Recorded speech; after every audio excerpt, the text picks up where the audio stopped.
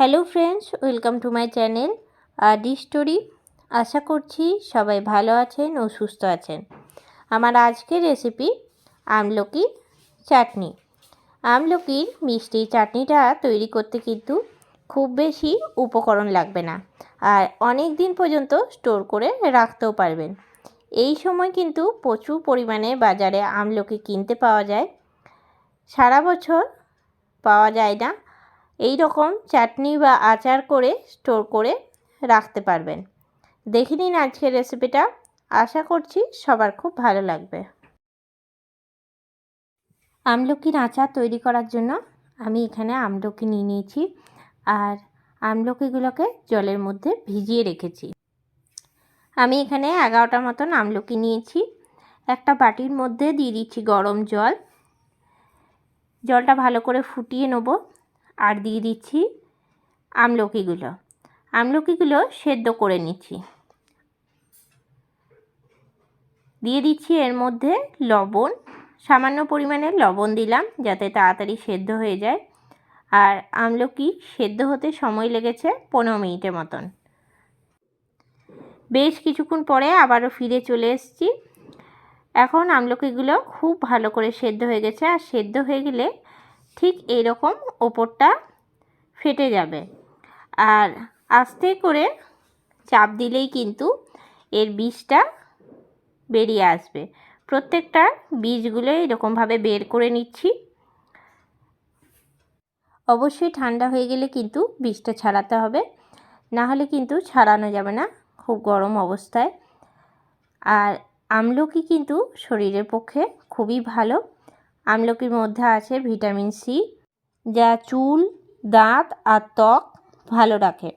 এছাড়াও আমলকি খাওয়ার রুচি বাড়ায়, সর্দি কাশির হাত থেকে উপকার পাওয়া যায় এর নির্যাস যদি খাওয়া যায়। তাই আমলকি কিন্তু শরীরের পক্ষে খুবই ভালো। বীজগুলো এখন ছাড়িয়ে নেওয়া হয়ে গেছে। এরপরে আমি তৈরি করে নিচ্ছি মশলাটা।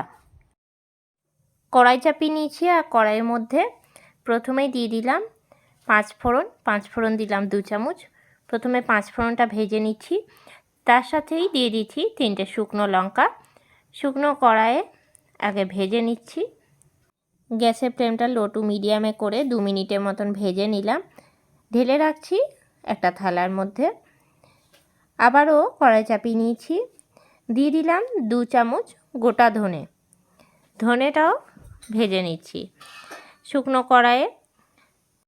আমলকির যে মিষ্টি আচারটা তৈরি করব, এর মধ্যে কিন্তু খুব বেশি মশলা দেবো না। ধনে আর 5 ফোড়ন শুকনো লঙ্কা একসাথে নিয়ে মিক্সিতে গুঁড়ো করে একটা মশলা তৈরি করে নেব। এই মশলাটাই কিন্তু চাটনিটার মধ্যে বা আচারটার মধ্যে ব্যবহার করব। আবারও আমি কড়াই চাপিয়ে নিয়েছি। কড়াইয়ের মধ্যে দিয়ে দিচ্ছি 2 চামচের মতন সর্ষের তেল। ফোড়নে দিয়ে দিচ্ছি 1/2 চামচ 5 ফোড়ন, আর দিয়ে দিচ্ছি একটা শুকনো লঙ্কা। ফোড়ন থেকে একটা খুব সুন্দর গন্ধ বের হওয়ার পরে দিয়ে দিচ্ছি আমলকিটা। সেদ্ধ করে রাখা আমলকিটা দিয়ে নাড়িয়ে নিচ্ছি। গ্যাসের ফ্লেমটা লো টু মিডিয়ামে করে আমলকিটা ভেজে নেব। দিয়ে দিচ্ছি সামান্য পরিমাণে হলুদের গুঁড়ো, আর দিয়ে দিচ্ছি লবণ। যেহেতু সেদ্ধ হওয়ার সময় লবণ দিয়েছিলাম, তার জন্য লবণের পরিমাণটা একটুখানি কমই দেবো। লবণ আর হলুদ দিয়ে ভালো করে ভেজে নেব 5 থেকে 7 মিনিট। একইভাবে নাড়াচাড়া করব। আমলকি দিয়ে অনেক রকমেরই রেসিপি হয়, আর অনেক রকমের চাটনি আচার তৈরি করা যায়। তবে আজকে যে চাটনিটা বানাচ্ছি একদম ঘরোয়াভাবে, অনেক দিন পর্যন্ত স্টোর করে কিন্তু রাখা যাবে। বেশ কিছুক্ষণ নাড়াচাড়ার পরে দিয়ে দিচ্ছি আমি গুড়। আমি এখানে দিয়ে দিলাম আখের গুড়, আর গুড়টা কিন্তু 150 গ্রাম ছিল, আর আমলকির পরিমাণটা 250 গ্রাম।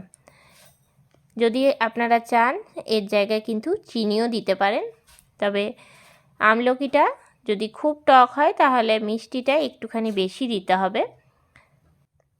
গুড়টা দিয়ে নিয়ে আমি সামান্য পরিমাণে জল দিয়ে নিলাম যাতে গুড়টা তাড়াতাড়ি গলে যায়। দিয়ে দিলাম সামান্য পরিমাণে লাল লঙ্কার গুঁড়ো, চাটনির কালারটা একটুখানি লালচে আনার জন্য আমি লঙ্কার গুঁড়োটা ব্যবহার করলাম। আপনারা চাইলে নাও দিতে পারেন, তবে ঝালের জন্য আলাদা করে আর আমি লঙ্কার গুঁড়ো দিলাম না, যেহেতু শুকনো লঙ্কা গুঁড়ো করেছি। গুড়টা ভালো করে আগে গলিয়ে নেব। এই সময় সমানে নাড়াচাড়া দিতে হবে। বেশ কিছুক্ষণ গুড়ের সাথে নাড়ানোর পরে দিয়ে দিচ্ছি মশলাটা। আগে যে মশলাটা গুঁড়ো করে রেখেছিলাম সেই মশলাটা দিয়ে দিচ্ছি হাফ চামচ। মশলাটা দিয়ে নাড়াচাড়া দিয়ে নিচ্ছি। আর এখন কিন্তু খুব ভালো করে ফুটতে শুরু করে দিয়েছে। তবে এতটা ঝোলঝোল কিন্তু রাখবো না, চাটনিটা একটুখানি টান টান করে নেব। তার জন্য কিন্তু সমানে নাড়াচাড়া দিতে হবে। আর এই সময় অবশ্যই গ্যাসটা কমে রাখতে হবে। বেশ কিছুক্ষণ নাড়ানোর পরে কিন্তু চাটনিটা এখন অনেকটাই টান টান হয়ে এসেছে। আর আমলকির চাটনি কিন্তু পুরোপুরিভাবে রেডি হয়ে গেছে। খুব সহজে আর খুব কম সময়ের মধ্যেই কিন্তু তৈরি করে নেওয়া যায়। পরিবেশনের জন্য রাখছি একটা বাটির মধ্যে। কেমন লাগলো আজকের এই চাটনির রেসিপিটা অবশ্যই আমাকে জানাবেন। আপনারাও একবার এইভাবে ট্রাই করে দেখবেন। অনেক দিন পর্যন্ত স্টোর করে রাখা যায় আর খেতেও কিন্তু খুব সুস্বাদু আর অবশ্যই উপকারী। আজকের রেসিপিটা আপনাদের ভালো লেগে থাকলে লাইক করবেন, শেয়ার করবেন। এই চ্যানেলে নতুন বন্ধু হয়ে থাকলে চ্যানেলটা সাবস্ক্রাইব করা অনুরোধ রইল। আর যারা ফেসবুক পেজ থেকে দেখছেন অবশ্যই পেজটাকে ফলো করে দেবেন। আবারও নতুন কোনো রেসিপি নিয়ে হাজির হব। সঙ্গে থাকুন আর দেখতে থাকুন। সবাই ভালো থাকবেন, সুস্থ থাকবেন। ধন্যবাদ।